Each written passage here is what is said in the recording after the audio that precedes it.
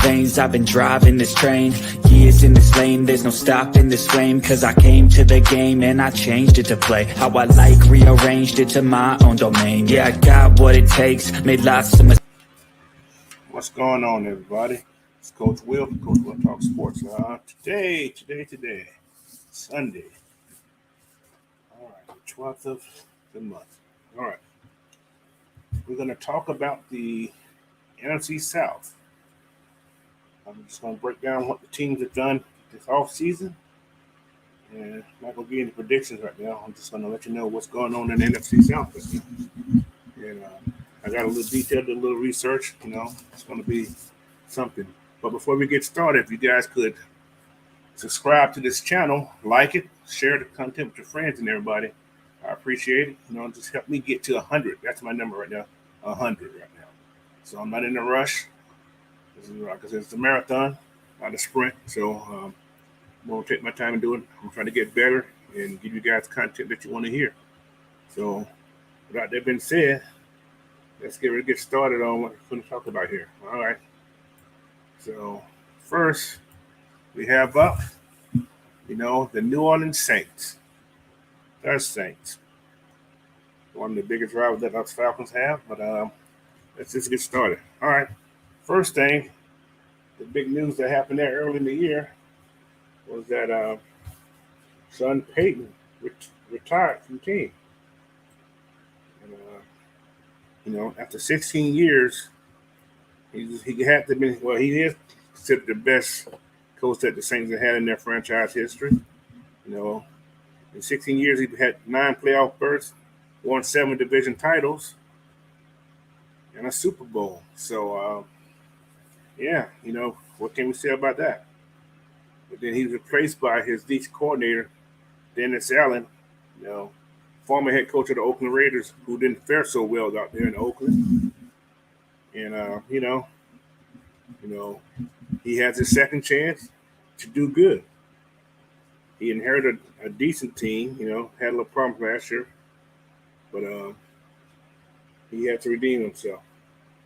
But let's get started on what's going on with the Saints. First, we know that they re-signed Jameis Winston to a 2-year deal.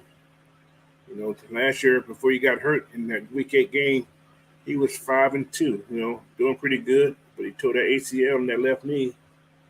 And they had to replace him with 2 backup guys, which was Trevor Siemian, I think how you pronounce his name.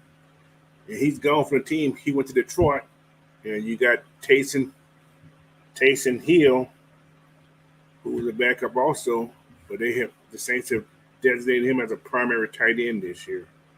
So, with that spot being gone, as that backup quarterback to Jameis, who there for 2 more years, they brought in Andy Dalton as a plan B, just in case that knee of Jameson isn't doing too well at the beginning of the season.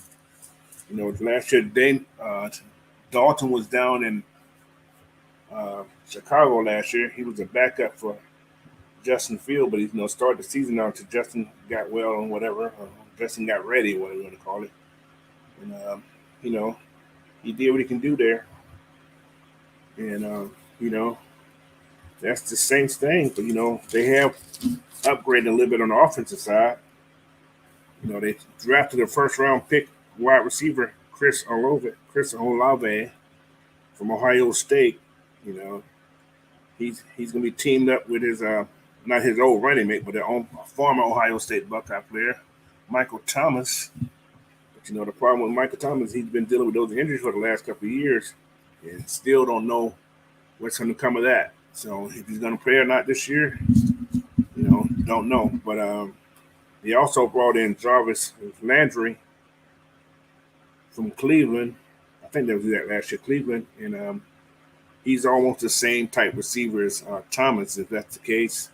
But they also kept their core offense together from last year.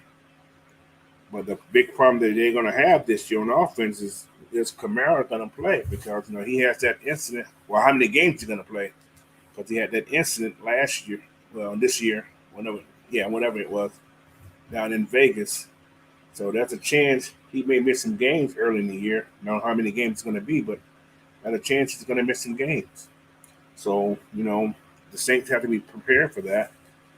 And, they just, like I said, they have to be prepared for that. Like I said, the wide receiver room has improved with those addition of those two guys there. But, Michael Thomas is going to be a big if. So, like I said, we don't know what's going on. Right now, they got him questionable on the depth chart right now. So, I'm assuming he's not ready or whatever's going on with that situation. But they also did some changes on defense. They brought in a couple of people and had a couple of people to leave. And they had two starters to leave last year. You had both safety guys. You had Marcus Williams, who left to go to Baltimore. And you had Malcolm Jenkins, who retired. So they made moves to bring other guys in. So you still have that defensive line, guys. You got the linebackers, but they're getting a little old. They slowing. Well, I ain't gonna say they're slowing down because it was still productive on the field, but they are getting a little older. So don't know how that's gonna break out for the Saints, but they're gonna be okay, I think. So, but we got to see. Like the whole new season, 2022, is different than 2021. Everything's changed. But by those two DBs was leaving, they brought in 3 quality safeties. All these guys have started. They brought Tyrann Matthews in, the former Chief and the prodigy from LSU, better known as the Honey Badger. He comes in to kind of, I guess, help solidify that back part of the defense. And he's a defensive back. That's what he is. He's the Honey Badger. So whatever happened with him, I still wish him luck. So he's one of my favorite players from college. So I don't have anything to say about him, but until he plays my Falcons. But then we got Marcus May, former Jack. But the problem with him is that he had another situation. He had a DUI in Florida this past year, and there's a chance he may be suspended also. So, that back end, they brought guys in. They still got guys there, but they brought him in. But you also have, like I said, you got depth on that DB backside, so I think they'll be okay. But they also brought in another starting safety who may be that replacement for a while until May get back. If whatever happened to him is Daniel Sorensen from the Chiefs. He was a starting safety for the Chiefs. Lost his job a little bit last year, but he played quality minutes still. So Daniel Sorensen, Tyrann Matthews, and Marcus May, those guys was brought in to compete. Well, probably try to get a job too, but get some playing time. So the Saints are going to be okay. Overall, they can be better, or they're going to be similar to what they were last year. But we're going to just see what happens. But without Kamara early, there's some games they can lose. And like I said, don't know how that league going to hold up for Jameis. If Andy Dalton plays, it's going to be, kind of up in the air that way also. So we're going to see what's going to happen with those guys right there. But, that's my take on the New Orleans Saints. I'm not going to compare with another team until that week before they play my Falcons. So that's the only time you're going to hear about the Saints again, unless something crazy happens throughout before the season starts. But right now, that's our New Orleans Saints. So we're going to move on to our next team, which is right here. So Tampa Bay Buccaneers. All right. Tampa Bay Buccaneers. What can we say about the Tampa Bay Buccaneers? The main thing about Tampa Bay. Everybody knows what Tampa Bay situation is. It's Tom Brady. Tom Brady taking as far as they're going to take him. Because they're back up right now. I think it's Kyle Trask and Blake Bortles is their backup. So the Buccaneers want Tom Brady to stay healthy this whole season. And they don't want anything to happen. So, they brought back the same core group also. They had a wide receiver to play that slot position, Russell Gage, former Atlanta Falcons. he's going to do good with those guys. But he's got this little Wes Welker type receiver that's going to be open a lot in the slots and in the flats. So that's what he's going to be for. You still got Chris. You got Mike Evans, and I don't know who else they picked up, but I don't know if Grunt's coming back. I haven't really looked to see what's Grunt back, but yeah. And that's the offensive side. Like I said, they're going to be the same on offense, so people just got to be prepared for that short stuff. And you got to get to Tom Brady. You want to win, you got to get to Tom Brady. Simple as that. You don't get to Tom Brady, you don't win. So that's my thing about that. But on the defensive side, they got a big loss. They lost Ndamukong Suh to don't know where he's at right now, but he's not on the team as of now. But they have signed another big man from Chicago, 6'4", 335, to play tackle because I think Vita Bailey's going to still play that nose guard, but I'm sure Akeem can play nose guard also. But Akeem Hicks is a pickup that they just made for a 1-year deal. And, so Tampa Bay, not much to say about them. They're the same team they were last couple of years. So you're going to see the same thing. The thing about Tampa Bay, you have to just stop it. Defense is going to be the same. You just got to block the right person. You can score on them because it's been shown that you can score on them. You just got to you just can't turn the ball over, and you can't just let them go wild and control the clock all the time. So you got to get them off the field. And that's the main thing about doing that is you have to hit Tom Brady. So if you don't do that, you're not going to have a great chance of beating this team. But in other news off this Tampa Bay team, since I'm a Georgia guy too, they signed Jake Kamada to his rookie contract. So congratulations to Jake for getting that contract signed. And we're going to move on from the Tampa Bay, and we're going to go down to, we're going down to Carolina now. So next team is those Carolina Panthers. What have they done to change anything?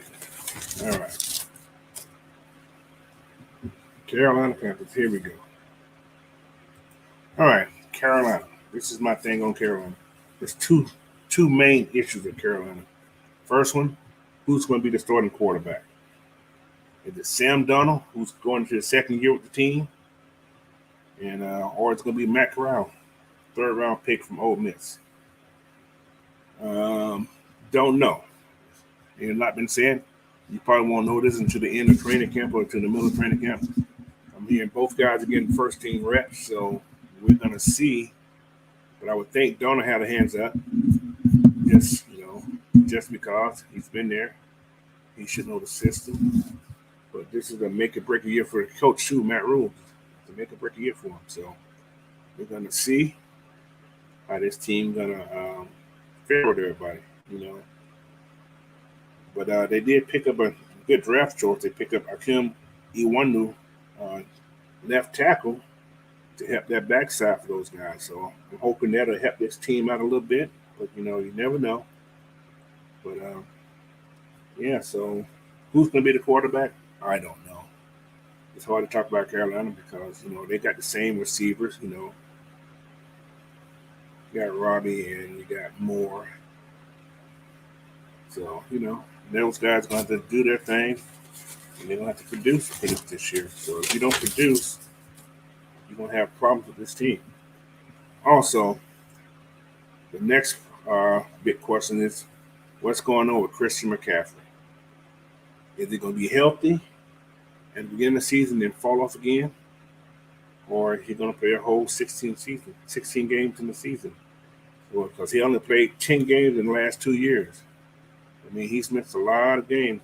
His first few years, he was considered a top 3 running back in the game. But since then, injuries have hit him hard, and he hasn't been, the same. So injuries happen. He's a running back, so injuries definitely do happen. But after 3 years, he's been down, been going down the drain because he's been injured. And this team can play with him. They can win with him, because they do have a nice replacement running back in case Christian can't man. You got Chuba Hubbard, who was drafted last year out of Oklahoma State. So, he did okay last year, 612 yards rushing. You don't have those Christian McCaffrey first year numbers, but it was a solid number for, the carries that he had last year. He had 170 some carries and 612 yards. It's not bad. So, but this team here, it's going to be, middle of the pack. So, don't know how they're going to fare, but the quarterback is the big question, the biggest question about these two I have here. So, who's going to be the starting quarterback? Don't know. Both guys are, I guess with the right.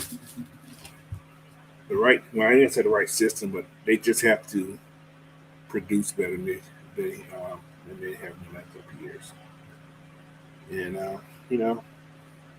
these guys here probably be the bottom dwellers again, maybe in this division. I think the Falcons are gonna do better than they are. So I'm gonna give these guys probably 5-6 wins. My prediction. They didn't want to do a prediction, but I see them at the bottom of the barrel out of the NFC South. So, but with that being said, let's move on to the team that I represent, the team that I've been rolling with since I've been yay high. So, anyway, let's get to the Falcons here. All right, let's do this. All right, the Atlanta Falcons.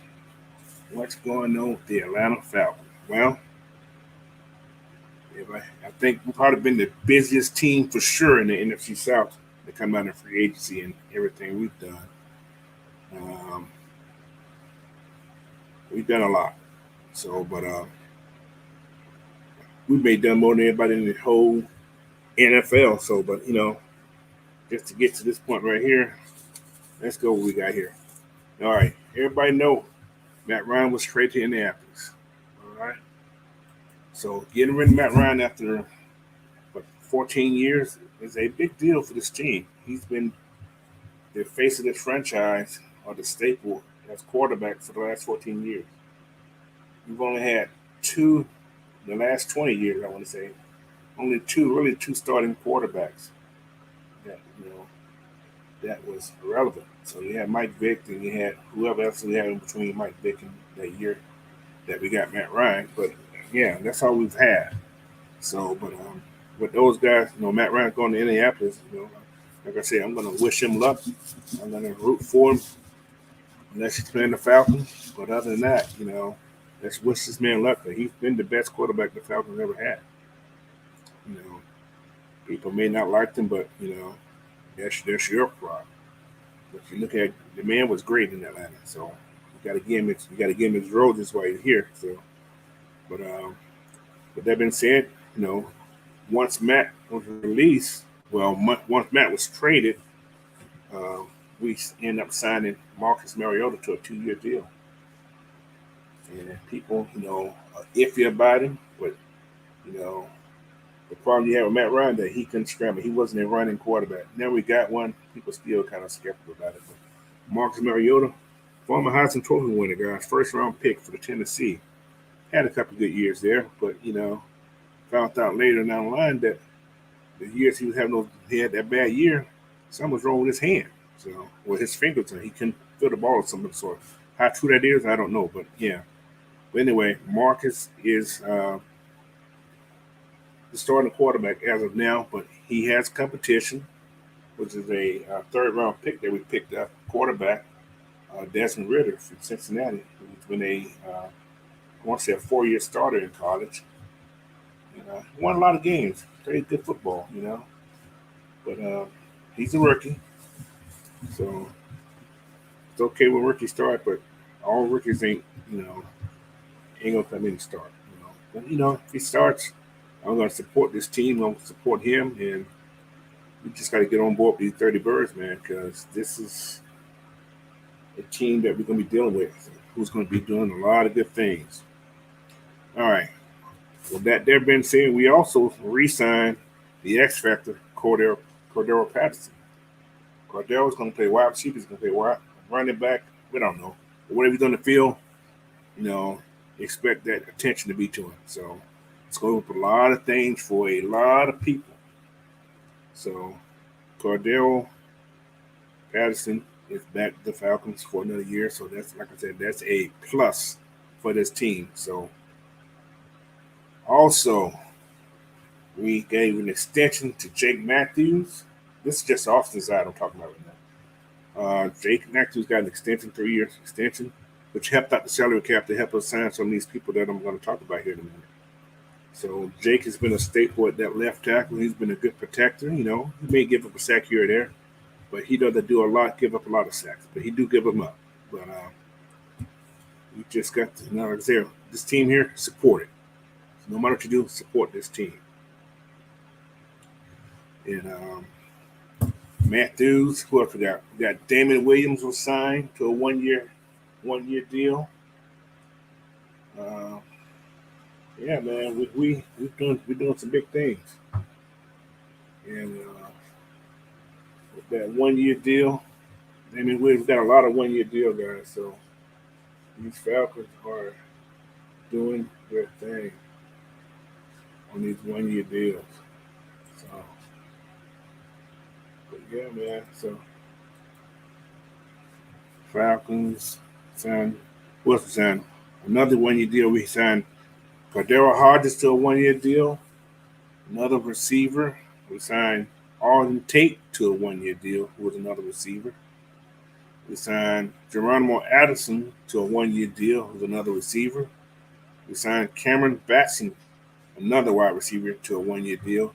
And we traded for Brian Edwards with Vegas and signed this guy, took the rest of his contract. So, yeah, we got Brian Edwards in a trade. So, the reason being is we was bare at wide receivers. So, the Falcons made moves to get wide receivers in here. And they didn't just get wide receivers. They got big wide receivers, 6'2" and above. We got a couple of short guys in there, 5'8", 5'9", but everybody else is 6'2" and above at wide receiver. So going against some of these DBs who are averaging, 5'11" is the average size for the DBs. These guys are going to have some problems to deal with Atlanta. Speed, some of them got decent speed, but size kill, So we're gonna wish these guys everything that all the luck in the world. Let's make this season a great season. And what else we did? We also signed a couple running backs. I think I said Damon Williams to a 1-year deal, Quadri Olsen to a 1-year deal, and Jerry McNichols to a 1-year deal. Former Tennessee guy that knows Arthur Smith's system, has familiar with